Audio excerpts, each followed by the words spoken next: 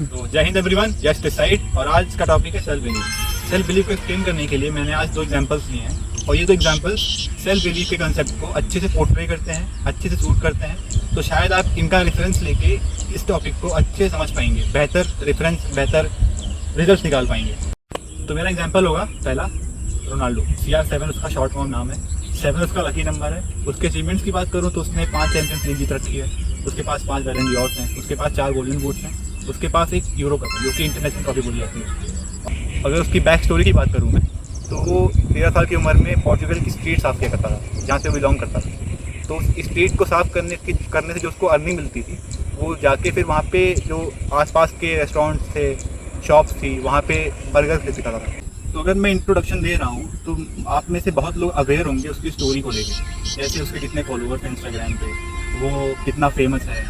मतलब आजकल मुझे लगता है कि बच्चा जो फुटबॉल देखता है, फिर जो कोई स्पोर्ट्स खेलता है, जो इंटरनेट यूज़ करता है, तो शायद ही कोई होगा इस वर्ल्ड में जो जिसके पास इंटरनेट का एक्सेस है वो उसका नाम नहीं जानता हो, क्योंकि वो बहुत फेमस है। अगर उसके फॉलोअर्स की बात करूँ तो उसके अराउंड 600 के ऊपर फॉलोअर्स हैं इंस्टाग्राम पे। यूट्यूब पे उसके ऑलमोस्ट 60 मिलियन के ऊपर फॉलोअर्स हैं।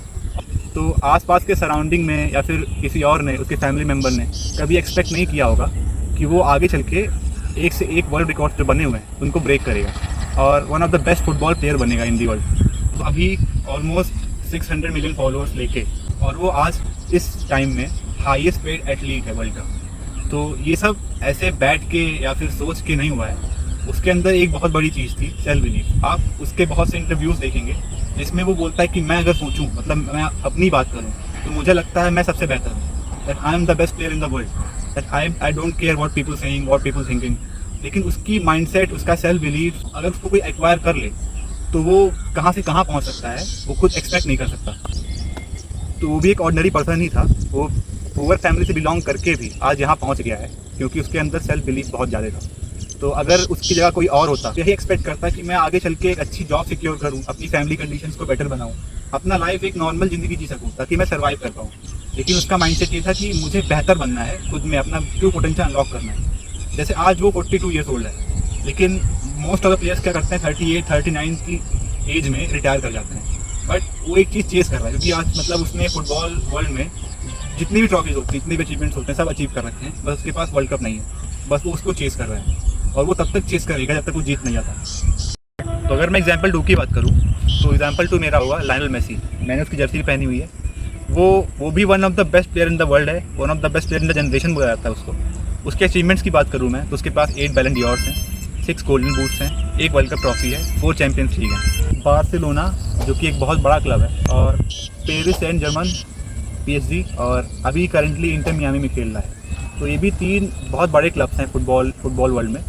बट एक टाइम ऐसा था जब उसको ग्रोथ हार्मोन जैसी कोई एक बीमारी होती है जिससे क्या होता है कि यंग एज में लड़के की हाइट बढ़ना बंद हो जाती है। तो उसको ओवरकम करने के लिए मेसी हर एक दिन एक बड़ा सा इंजेक्शन लगा के अपने पैर में लगाता था।